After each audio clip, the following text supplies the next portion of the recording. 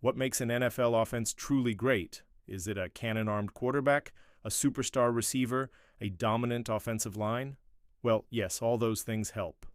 But today, the secret sauce to lighting up the scoreboard is something far more complex, more cerebral. It's a strategic revolution that's been quietly brewing for years, and now it's taking over the league. We're talking about an evolution in offensive philosophy that's making defenses look slower, more confused, and more vulnerable than ever before. So grab your whiteboard because we're about to break down the three key ingredients changing the face of NFL offenses: the explosion of pre-snap motion, the rise of the positionless athlete, and the genius of hybrid offensive schemes. Let's start with what might seem like a simple concept: pre-snap motion. You've seen it 1,000 times. A receiver zips across the formation right before the ball is snapped. For decades, this was just a small wrinkle, a way to get a slightly better matchup. But in the modern NFL, it's become a primary weapon. Offensive coordinators like Kyle Shanahan and Mike McDaniel have turned pre-snap motion into an art form.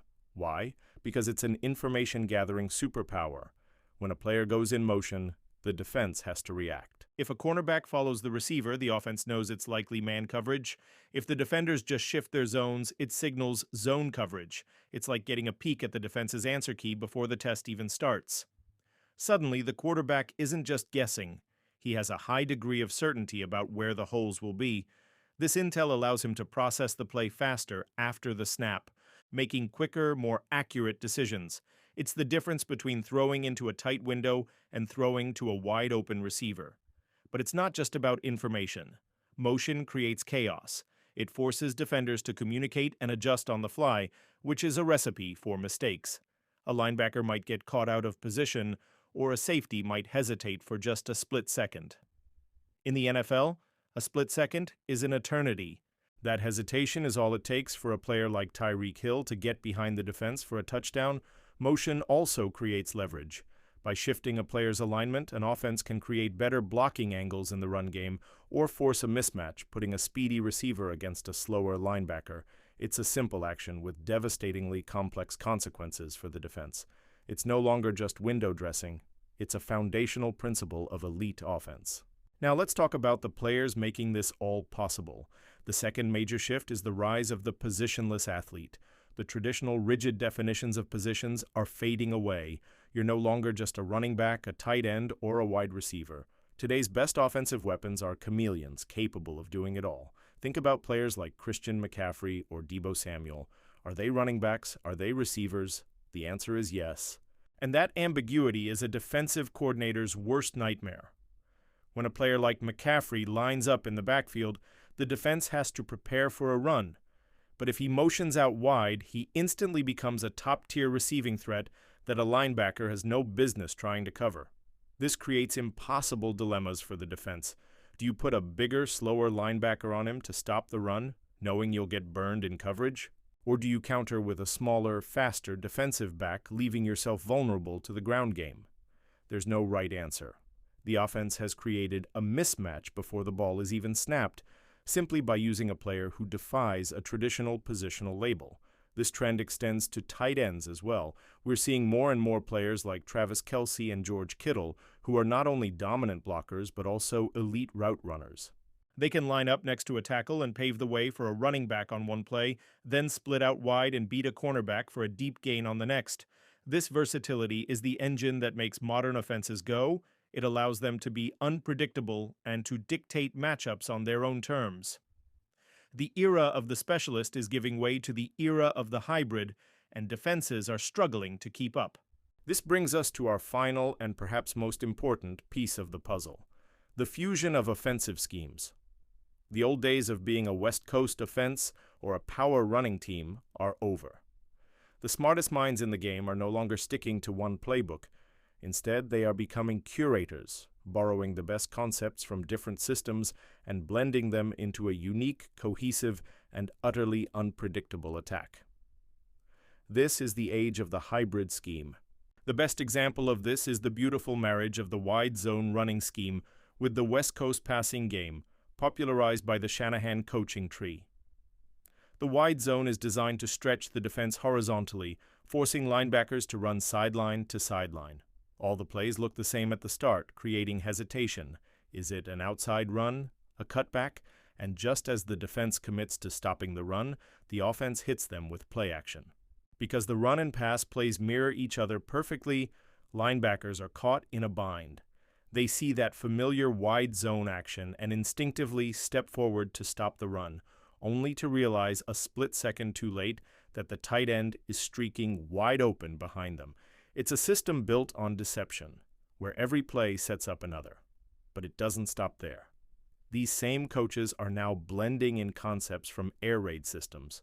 Using empty formations and quick passes to spread the field even more, they'll incorporate option principles from college offenses. They'll use a power run game when the defense is expecting finesse. The goal is to never be predictable. It's about having an answer for every single thing a defense can throw at you. If the defense plays with a light box to stop the pass, you run the ball down their throats. If they stack the box to stop the run, you use play action and attack the vacancies in the secondary. This best-of-all-worlds approach means the offense is always on the attack, always keeping the defense guessing. It's a philosophical shift from trying to execute one system perfectly to being able to execute many systems effectively. So when you put it all together, what do you get?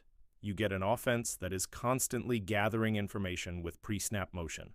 You get an offense that uses versatile, positionless athletes to create mismatches all over the field, and you get an offense that combines the best elements of multiple schemes to be completely unpredictable. This is the new formula for offensive dominance in the NFL. It's smarter, it's faster, and it's more dynamic than anything we've seen before. It's a chess match where the offense is always 2 moves ahead, turning the gridiron into its own personal playground. The next time you're watching a game, don't just watch the ball. Watch what happens before the snap. Watch the players in motion. Notice how a running back lines up as a receiver.